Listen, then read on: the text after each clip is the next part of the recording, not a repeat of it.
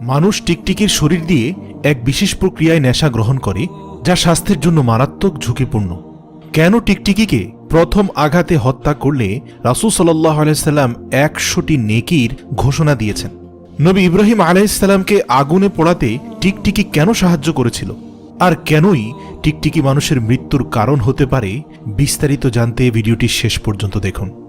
উম্মে শরীক রাদিয়াল্লাহু তাআলা আনহু থেকে বর্ণিত, রাসূল সাল্লাল্লাহু আলাইহি ওয়াসাল্লাম টিকটিকি হত্যার আদেশ দিয়েছেন।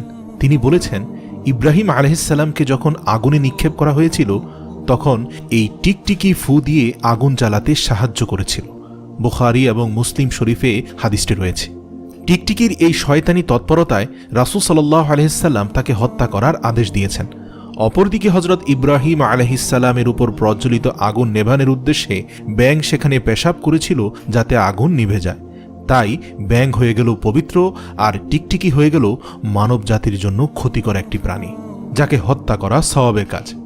রাসূলুল্লাহ সাল্লাল্লাহু আলাইহি ওয়াসাল্লাম তিনি টিকটিকি হত্যার আদেশ দেওয়ার পর থেকে আয়েশা রাদিয়াল্লাহু তাআলা আনহা টিকটিকি হত্যা করা শুরু করেন।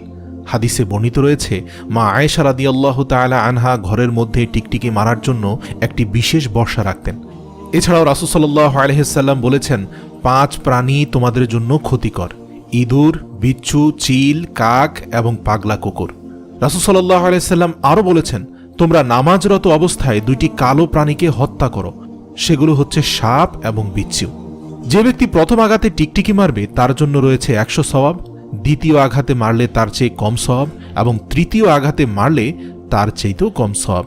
কেন টিকটিকি মারতে বলেছেন? বর্তমানে বিজ্ঞানীরা গবেষণা করে জানতে পেরেছে, টিকটিকি মানবদেহের জন্য মারাত্মক ক্ষতিকর। এরা সরীসৃপ জাতীয় প্রাণী। এটি ঘরের কোঠা, দেয়াল, খাট, চেয়ার এবং অন্যান্য আসবাবপত্রের উপর চলাফেরা করে, এবং বিশেষ করে খাবার পাতিলে বা খাদ্যদ্রব্যের উপর মলমূত্র ত্যাগ করে। পৃথিবীর অন্য যে কোনো সরীসৃপ প্রাণীর থেকে টিকটিকির পায়খানা বা মল অত্যন্ত ক্ষতিকর মানব শরীরের জন্য, বিশেষ করে যদি তা মানুষের খাবার দ্রব্যের সাথে মিশে যায়। আর টিকটিকি তো খাদ্যদ্রব্যের উপরে চলাচল করতে পারে, তখন তারা খাবারের মধ্যে তাদের বিষাক্ত লালাও ফেলে থাকতে পারে। এতে মানুষের মৃত্যু ঝুঁকি রয়েছে।